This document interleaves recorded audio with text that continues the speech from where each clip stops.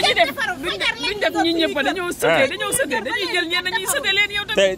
te ngeen signé joxe seen carte d'identité. waaw ñu joxe ñu man moom joxe ma carte d'identité mais joxe na moo tuurax yëpp. waaw ba pare date de naissance sax yëpp. après nga signé. waaw après ma signé ñu jël ma yàqaloo ma liggéey tey bi ma waroon a am. ba pare kenn jëlu ma.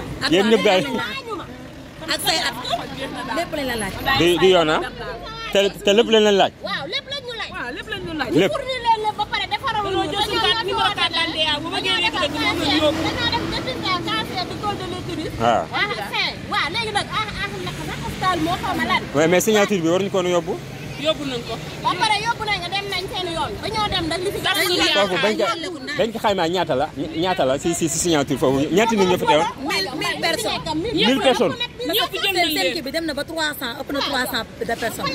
mais lu ëpp 1000 personnes. 1000 yëpp jël nañ leen taas yi jël seen numéro carte d'identité. ah loolu yëpp ay signature la. lépp ay signature la. depuis commencement bi dama ne. 1000 yëpp signé na 1000 yëpp signé na te tabaxu ñu leen.